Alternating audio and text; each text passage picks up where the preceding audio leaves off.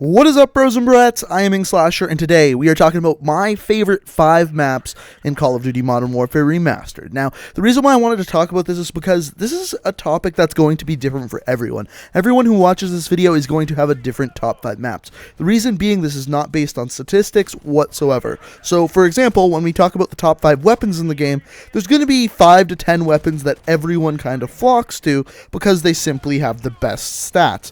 Map-wise, it's completely based on personal preference. Some maps that I like, you will absolutely hate. Some maps that you like, I will absolutely hate. So, of course, with this, I want to know what your 5 favorite maps are on Modern Warfare Remastered. So, down in the comments below, let me know what your favorite 5 maps in Modern Warfare Remastered are. Now, of course, I'm only including the maps that are currently out, aka this won't include any DLC maps from Call of Duty 4, because this list, I think, would be a little bit different if I were to include those maps, but we're not. We're just including the maps that are currently out in Modern Warfare Remastered, so basically the original maps in Call of Duty 4. Now I want to start out with 2 honorable mentions, the first of which is the map you're watching right now, Shipment. Shipment is a map that everyone loves, but I don't think it's because of good map design. A lot of people say it's the perfect map, it's the quintessential Call of Duty map. I don't think so. I think it's just a very small map that has things in the exact right places to block you and block firing from certain angles.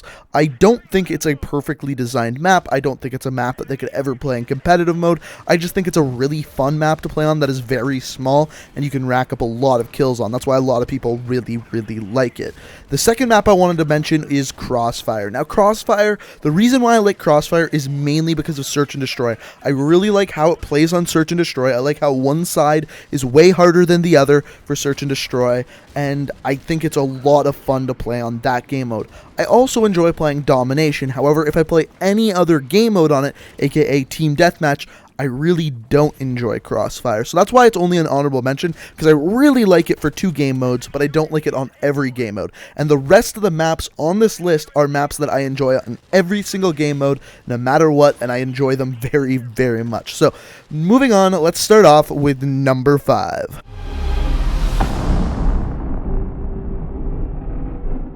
So coming in at number 5, this is the map that I think almost everyone watching this will disagree with.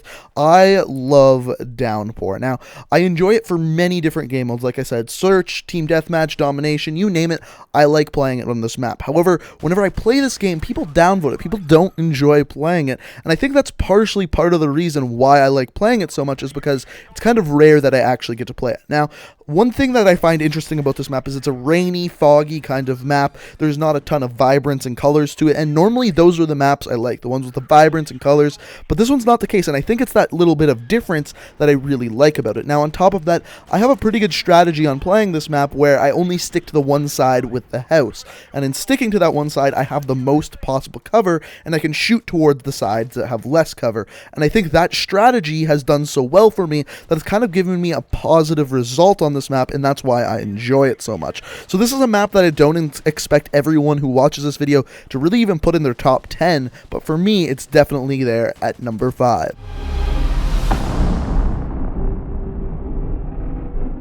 Up next, at number 4, we've got Backlot. So Backlot is a map that I've always really enjoyed. Even back in Call of Duty 4, I thought was one of the best maps, and I think it's one of the first maps to really introduce really strong power positions. There's 3 buildings on this map, one in the middle of the map, 2 on either sides, that if you were in them, and more specifically if you're in the top level of them, you are in a very strong power position. You're able to see a large majority of the map, and you're able to pick off people because you're above them. I think this is one of the first maps in the game that really had super strong power positions and introduced a really interesting element, aka a little bit of camping, into Call of Duty. But that's actually not why I like this map. I like this map because it's not your stereotypical Call of Duty map. It's not your 3 lanes with a line down the middle map. It's a perfectly square map that has different sides to it. It isn't exactly symmetrical or anything like that. It's an interesting map. It has some changes to it, and it's not a stereotypical map. That's why I like the map. Not because there's rooms to camp in, because there's good areas to be, and it's a different shape than most of your Call of Duty maps.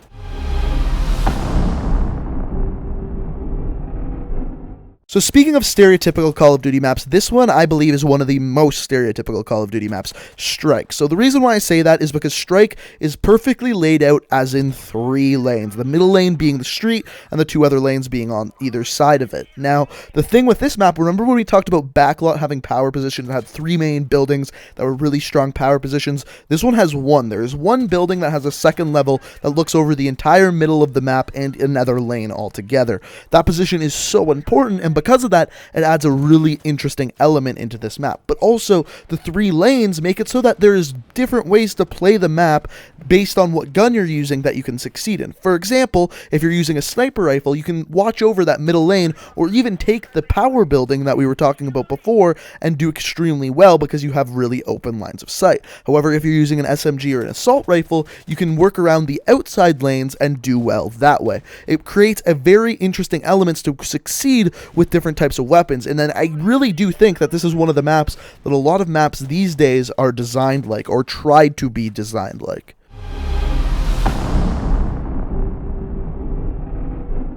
Coming in at number 2, it may be one of the least fair maps out of any Call of Duty game ever, and that is Vacant. Now, the reason for this is because it's very unsymmetrical. There's no kind of fairness to this map whatsoever, because on one side of the map, you'll be spawning inside the building. On the other side of the map, you're spawning outside of the building with very little cover, not to mention the people who are inside of the building have high ground on you. So there's a lot of reasons why spawning inside of the building is a huge plus. For example, if you're spawning inside the building and you call in a helicopter, everyone that is on the other team will be spawning outside. That's a huge advantage to the person that calls in that helicopter. It's a really unfair map. Because of it, it creates a very easy way to play this map. Get inside, stay inside, and make sure your team is spawning inside. And because of that very distinct layout, I think it makes a really fun map to play with an objective sometimes when there is even no objective. What I mean by that is if you're playing team deathmatch, the objective of the game is get inside. That's all there really is to it. And I think that's a really fun aspect that a lot of Call of Duty maps now are losing, because every single map they try to make, it's got to be symmetrical, it's got to be symmetrical. And that's something we're kind of losing in the kind of more modern Call of Duty maps.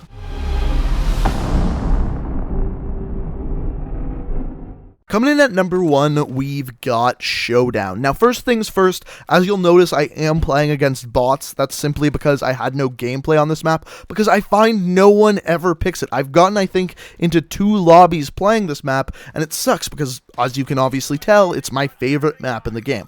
But why is it my favorite map in the game? So, opposite of Vacant, this map is completely symmetrical. Both sides of the map are almost identical, exactly the same, and because of that, it creates a very fair map. Now, the thing is with this map is there's a lot of strategy to do with this map because it's very, very easily laid out. First of all, there's 2 levels to the middle of the map within a basic square shape. It's super easy to learn this map, and because of that, this map just comes down to who has the better strategy and who can play better on that map. Now, my favorite memories of playing this map from Call of Duty 4 are 2. First of all, Search and Destroy. This map I love for Search and Destroy. There's really no reason for it. I just have a ton of fun playing Search on this map.